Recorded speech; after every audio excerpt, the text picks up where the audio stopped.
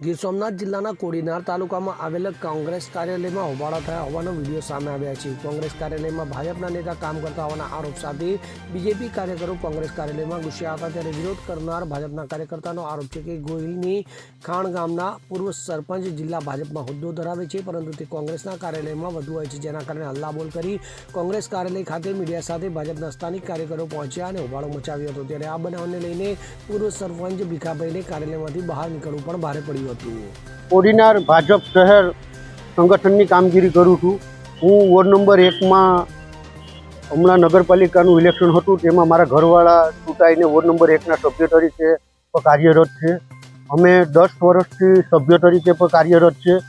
Ward number 1 મારો વિસ્તાર છે, જે વાડી વિસ્તારમાં મારું રહેણાંકી છે। બાકી સોમનાથ સોસાયટીથી માંડીને આખો વિસ્તાર અમારા વોર્ડ નંબર 1માં આવે છે। અમે વારંવાર એ વિસ્તારમાં વિકાસના કામ કરીએ છીએ। દરેક બાબતે અમે લોકોની વચ્ચે રહીને કામ કરીએ છીએ।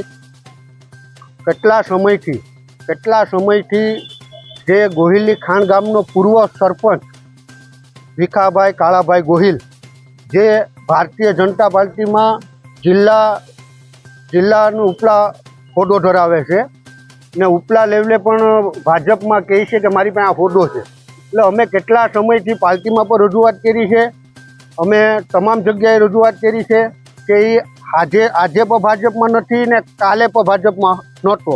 એ કોઈ દિવસ ભાજપનું કામ કરી ન શકે।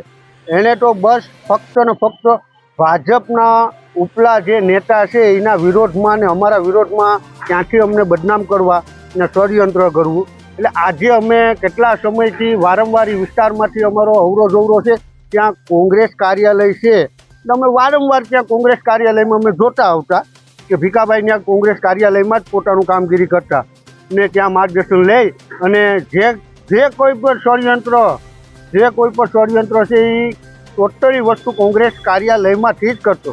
તો આજે મને જાણવા મળ્યું કે ભીખાભાઈ છે એ કોંગ્રેસ કાર્યાલયમાં બેઠા અમારા વિરુદ્ધમાં જે કંઈ પણ ષડયંત્ર રચી રહ્યા છે।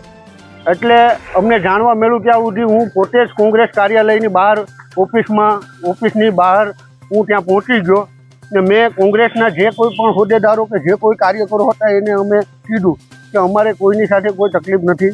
અમારે તો ફક્ત ને ફક્ત અમારો ભાજપનો મોટો હોદ્દો લઈને જે બેઠો ભીખા નામનો વ્યક્તિ, એને અમારે ખુલ્લો કરવાનો છે, એને ખુલ્લો પકડવાનો છે કે ભાઈ કોંગ્રેસની કાર્યાલયમાં વારંવાર તમારું શું કામ છે।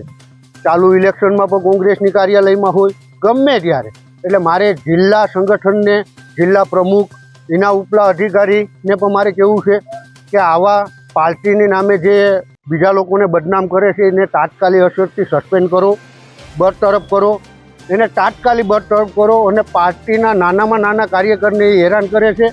ભારતીય જનતા પાર્ટીના ઘણા એવા કાર્યકરો છે કે એને એ ખુલ્લેઆમ હેરાન કરે છે। અમે લોકોને ત્યાં પણ ઘણી ફરિયાદો આવી છે, પણ આજે અમે એને ખુલ્લો કોંગ્રેસની ઓફિસમાં પકડ્યો છે। તો હું આ વિસ્તારના જૂનાગઢ જિલ્લાના સાંસદ રાજેશભાઈ ચુડાસમાને પણ કહું છું કે આને તાત્કાલિક અસરથી સસ્પેન્ડ કરે। અમારા ધારાસભ્યને પણ કહું છું કે આને તાત્કાલિક અસરથી આને સસ્પેન્ડ કરે। અને ભારતીય જનતા પાર્ટીને, સરકારને પણ હું રજૂઆત કરું છું। હું મુખ્યમંત્રી સુધી રજૂઆત કરું છું, ગૃહમંત્રી, મુખ્યમંત્રી, પાર્ટી અધ્યક્ષ, પ્રદેશ પ્રમુખ શ્રી CR પાટીલ સાહેબ, જે કાર્યકર એના માટે મહત્ત્વનો છે, એને એક કાર્યકર તરીકે હું નિવેદન કરું છું કે આવા બેવડી નીતિના લોકોને તાત્કાલિક અસરથી સસ્પેન્ડ કરે ને પાર્ટીમાં જે કામ કરે છે એવા લોકોને હોદ્દો આપે। એ માટે અમે કોંગ્રેસ કાર્યાલયની બારોબાર ભીખાભાઈને અમે ખુલ્લો પાડવા માટે થઈ ને અમે હલ્લાબોલ કરી। જે દર વખતે પાર્ટીના નામે ગમે તેને ઉપર ચરી ખાય એવા લોકોને પાર્ટીને હું બીજી વખત કહું, એક વિનંતીની ભાષામાં કહું કે આના ઉપર તાત્કાલિક પગલાં લે ને પાર્ટીનો જે કોઈ બી હોદ્દો આપ્યો હોય એને તાત્કાલિક અસરથી આને સસ્પેન્ડ કરે। Bureau report CN24 news. હવે જુઓ દેશ દુનિયાની તમામ ખબરો તમારી આંગળીના ટેરવે। ઉઠાવો મોબાઈલ અને Google Play Store પરથી ડાઉનલોડ કરો અમારી CN24 ન્યૂઝ મોબાઈલ એપ।